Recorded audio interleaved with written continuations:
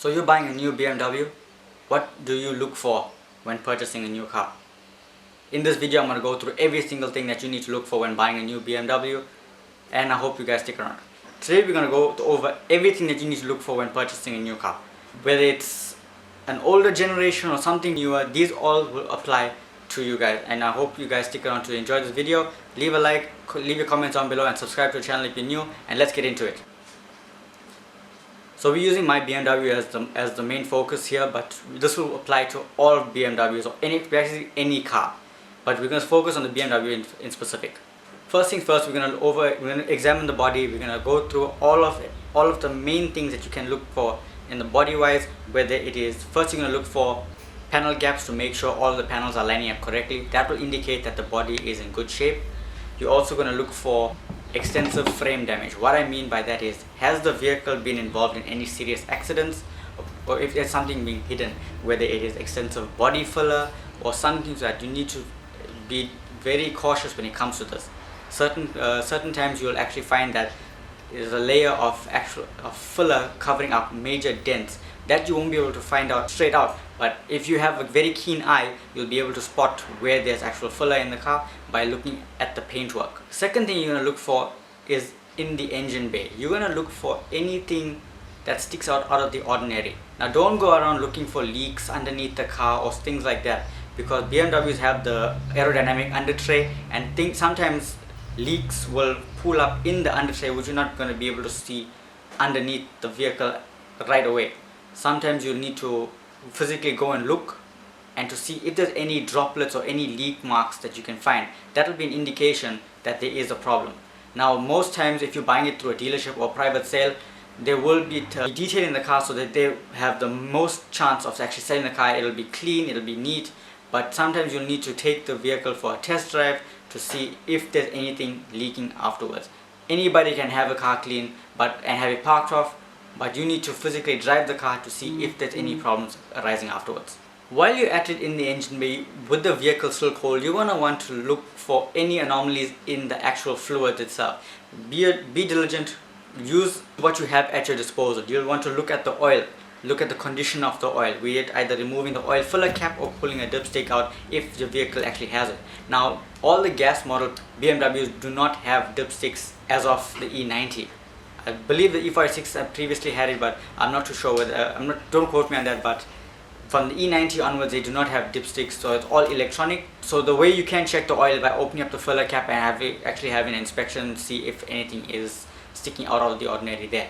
But with the diesel models, they do actually have a dipstick, and that you can use to check the oil. When it comes to fluid, however, you want to make sure that you looked at the coolant. BMWs generally use the turquoise color coolant. That will be an indication as the vehicle has been maintained properly.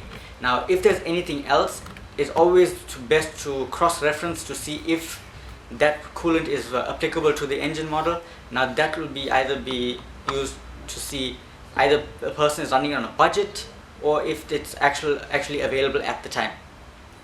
Now also that will be an indication whether the vehicle is maintained properly or not. Specifically for all high-end models, whether it's turbocharged or anything, you're going to want to feel all of the actual rubbers, hoses, stuff like that. You don't want it to be brittle or anything like where it's almost to a point of where it's getting damaged. That will also be an indication that things will need to be replaced, and it's also going to cost you a lot of money.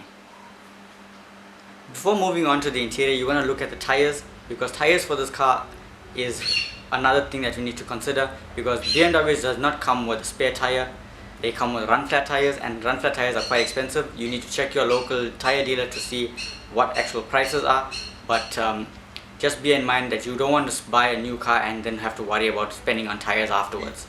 So always make sure that the tires are in good condition, as well as the wheels, that there's no damages. The only way you actually find out if there's a damage, if once you take it out into the test drive and you find any sudden vibrations or anything to give an indication that there is tire damage. Now that the outside has been checked, you want to start over in the interior. So you're going to want to make sure that you press every single button to make sure that they are working. Starting from the electric windows all the way over to the dashboard, whether it's the air conditioning, blower motors, things like that. The blower motor was a common cause of be something that could get damaged on the E90. So you want to make sure that you turn up the fan to the maximum or to a speed that you're going to be using, just to make sure that there is actual air that's coming out of the vents and not just it turning on, because the blower motor is quite expensive and you don't want to have that sudden failure.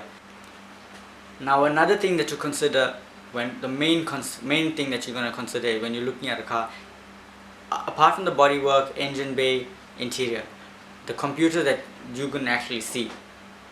Now you're going to be able to go and have a look and to see when the maintenance and how the maintenance has been done by using the service intervals to see how often have everything been checked, and that will also correspond with what you see physically in terms of brake pads, brake discs and things like that. But the things that you won't be able to see, oil services and when anything else needs to be changed, but you will be able to check when they actually were done.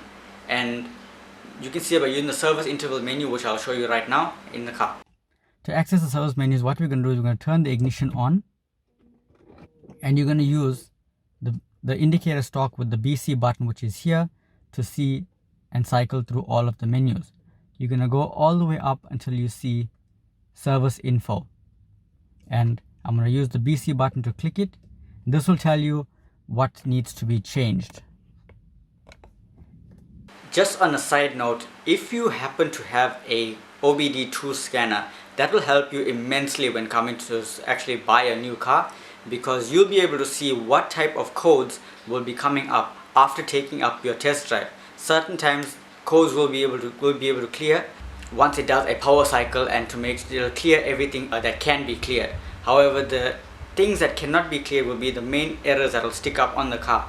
Now that will be able to tell you exactly what is going on inside and what can be the cause of problems that the computer is not being able to tell you, or that the owner is not being able to tell you.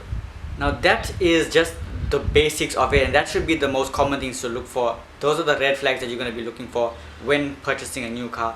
If it happens to have major things that I've mentioned, it's best to walk away and look somewhere else, unless this is something that you actually really want and you are able to put in effort to bring it up to your standard. By all means, go for it.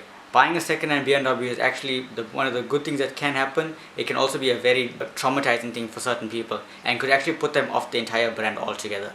So always be diligent, always do your research before going ahead and signing anything. I hope you guys enjoyed this video. If I missed out anything, leave your comments down below and subscribe to the channel if you're new. And there's also a whole lot of things going on for the car, which will go ahead for the next couple of weeks. So in the meantime, guys, thank you so much for watching. Leave your comments, subscribe to the channel if you're new, and I'll see you guys in the next video. Hope you guys stick around. Have a great day. Peace.